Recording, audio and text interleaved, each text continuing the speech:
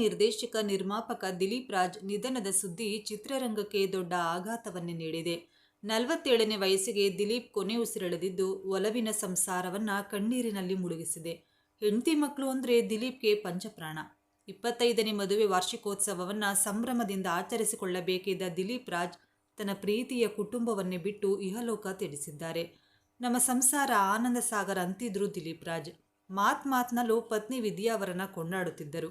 ಮಕ್ಕಳು ಅಂದರೆ ದಿಲೀಪ್ ರಾಜ್ಗೆ ಪಂಚಪ್ರಾಣ. ಸಮಯ ಸಿಕ್ಕಾಗಲೆಲ್ಲ ಪತ್ನಿ ಹೆಂಡತಿ ಜೊತೆಗೆ ಹೆಚ್ಚು ಕಾಲ ಕಳೆಯುತ್ತಿದ್ರಂತೆ.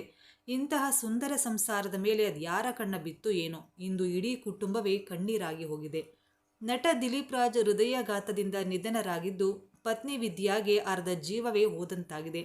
ಮಕ್ಕಳನ್ನ ತಬ್ಬಿ ವಿದ್ಯಾ ಕಣ್ಣೀರು ಹಾಕ್ತಿದ್ರೆ ಕುಟುಂಬದ ಕೈ ಹಿಡಿಯಬೇಕಿದ್ದ ದಿಲೀಪ್ ಕಣ್ಮುಚ್ಚಿದ್ದಾರೆ. ದಿಲೀಪ್ ರಾಜ್ ಕುಟುಂಬದ ಸ್ಥಿತಿ ಕಂಡು ಕಲಾವಿದರು, ಸ್ನೇಹಿತರು ಕಣ್ಣೀರಾಗ್ತಿದ್ದಾರೆ. ದಿಲೀಪ್ ರಾಜ್ ಸಿನಿಮಾ ರಂಗದಲ್ಲಿ ಅಪಾರ ಸ್ನೇಹಿತರ ಬಳಗವನ್ನೇ ಹೊಂದಿದ್ರು. ಇವರ ಸಾವಿನ ಸುದ್ದಿ ಕೇಳಿ ಸಹ ಕಲಾವಿದರಿಗೂ ದೊಡ್ಡ ಆಘಾತವನ್ನೇ ಆಗಿದೆ. ದುರಾದೃಷ್ಟ ಅಂದ್ರೆ ಇದೇನಾ? ಈ ವರ್ಷ ದಿಲೀಪ್ ವಿದ್ಯಾ ವಿವಾಹವಾಗಿ 25 ವರ್ಷಗಳು ಪೂರ್ಣಗೊಳ್ಳುತ್ತಿತ್ತು. 25ನೇ ವರ್ಷದ ವಿವಾಹ ವಾರ್ಷಿಕೋತ್ಸವದ ಸಿದ್ಧತೆಯಲ್ಲಿದ್ದ ದಿಲೀಪ್ ದಂಪತಿ ಬಾಳಲ್ಲಿ ವಿಧಿ ಚೆಲ್ಲಾಟವಾಡಿದೆ. 25ನೇ ವರ್ಷದ ಮದುವೆ ಸಂಭ್ರಮವನ್ನ ಸಂಭ್ರಮಿಸೋಕು ಮುನ್ನ ದಿಲೀಪ್ ರಾಜ್ ಮನೆಯಲ್ಲಿ ಸೂತಕ ಆವರಿಸಿದೆ. ಗಂಡನ ಮೃತದೇಹದ ಮುಂದೆ ನಿಂತು ವಿದ್ಯಾ ಕಣ್ಣೀರಾಗ್ತಿದ್ದಾರೆ.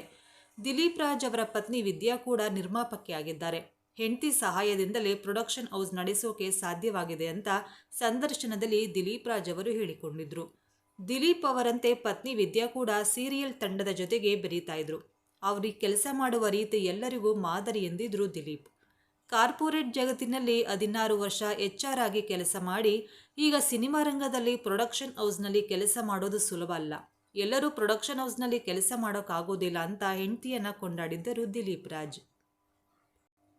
ಯಾರನ್ನ ಹೇಗೆ ಹ್ಯಾಂಡಲ್ ಮಾಡೋದು